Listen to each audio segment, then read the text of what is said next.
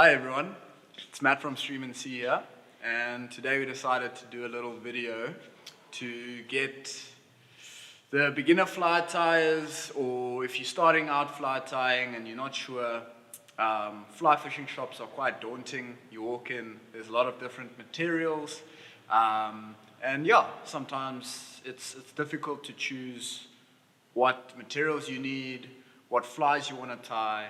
So today we're going to do a simple little jig bugger. It's a very effective fly, catches trout, catches yellowfish, you name it. Yeah, so let's dive straight in. So first thing we're going to look at is hooks. Hooks, we're going to do the Hiku 302 SPs in a size 14. That's just a really nice hook. It's got an offset little eye, so the slotted bead can just fit on there nicely. We'll come around here. So for this fly, I like a 3.5mm bead. We can do silver, but copper, pink, orange, all the different colors work really well. Cool, so we got a bead, got the hooks. Let's move on to thread. So for these flies, we want a nice strong thread. I like the Techstream power thread in a 50 denier. So, is that okay? It's a really nice strong thread. I like the black option because I can tie bodies as well. And it obviously suits the black willy bugger that I'm going to tie. Cool, so next we've got thread, hooks, beads. We need a tail, which is marabou tail. Really nice material. So you've got two options. We can do the Fishient or the Vineyard Select Turkey Marabou. Just finding a nice black feather. There we go. So that's what we'll use. Nice long premium feathers. So once a tail is done, we need dubbing. So in terms of dubbing, you can play around, but important for this fly is you need long fibers, a nice coarse like buggy dubbing fibers. So you're not going to do something fine like squirrel or fine dubbing. You want like a dry fly dubbing or something. Yeah, we're not using dry fly dubbing. So we can do a hairline, this Cohen's carp dubbing, the bruiser blend's also good, quite long, and then the filling mole streamer dubbing is also really good. So I've gone for the Cohen's carp dubbing in black, and then yeah, that's all we need for this fly. Let's go tie it. Hey guys, here we are set up. So we've got the hook and the bead on the vise. Everything is nice and secure. So before we start, I just wanted to show you the jig style hook that I'm using. As you can see, there's a nice angle to the neck of this hook. So that just allows the bead to sit nice and snug, and it allows the weight to adjust to the top like this. So this allows the hook to invert when you are fishing, so the point of the hook will be facing up. That helps with a better hookup ratio, but it also helps for less snags. Let's start the fly. First step is to secure the thread onto the hook, like so. What we'll be doing now is just building a nice thread base where we'll be adding material to, and that just helps everything not to slip. So everything's nice and secure. We're stopping at the start of the bend, around there. The next step is the marabou tail. For that, we just want a few fibers. This is a small hook, so we don't want to overdress it. That's about right there. Next step to secure this, we're just going to do a pinch wrap. So pinching the marabou and the thread together, and we just pull up there. Now we can secure it back to where we want it. There we go. Next step is just to remove the excess marabou, clean up the hook shank, and there we have it. Marabou tail is on. Cool, so now the next step is the body. So the body we are making with dubbing. So in order to do that, we have to split our thread. You can also do a dubbing loop, but for this I prefer the split thread. So it's very important to know that not all threads can split. So I'm using a Techstream power thread, which splits very easily. So as you can see, I've made it very flat. Now all I do is just split the thread in half.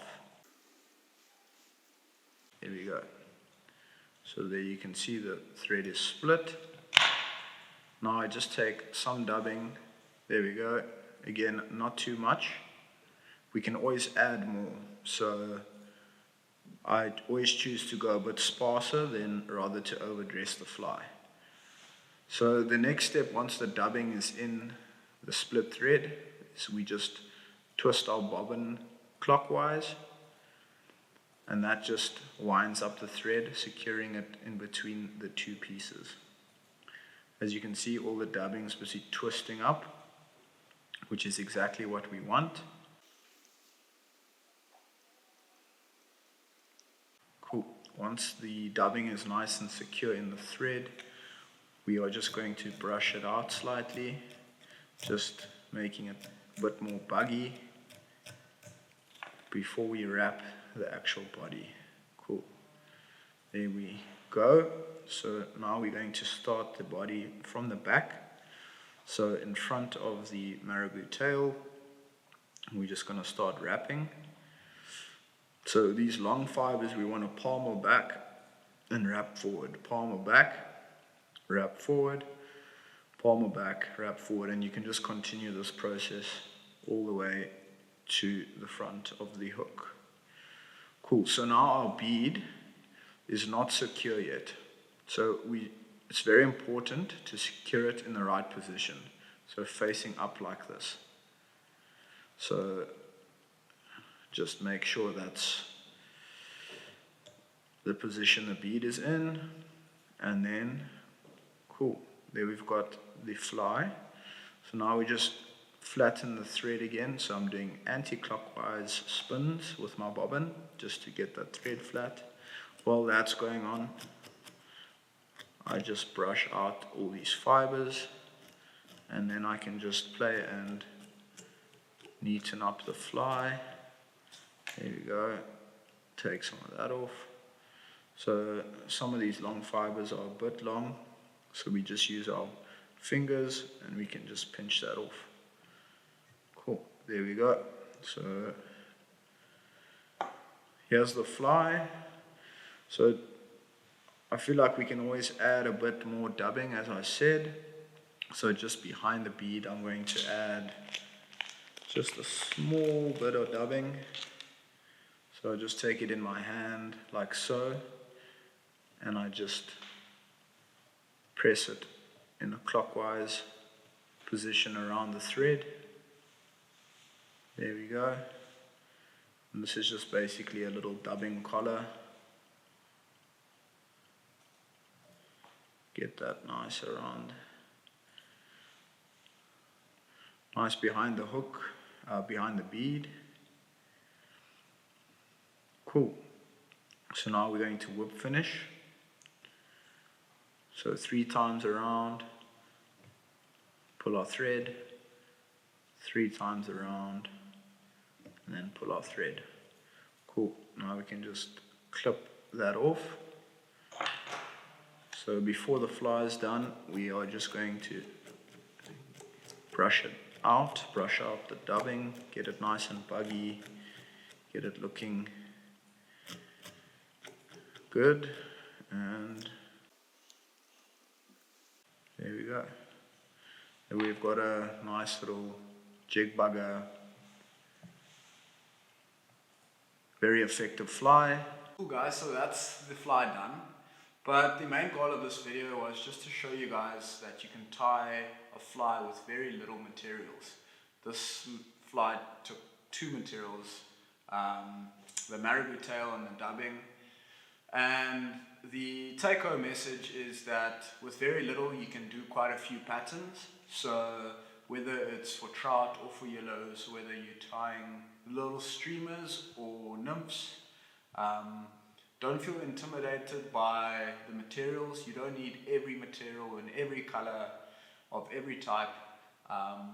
Just get a feel for the materials, and yeah, please, if you guys are unsure or if you'd love some more tips, info, help, contact us at Stream and Sea. Go look at our online shop. We've got our contact details there. Follow us on Instagram. Send us a DM, and yeah, we're very, very happy to help. And yeah, we would love to be part of your fly fishing journey and fly tying journey. Awesome. Cheers.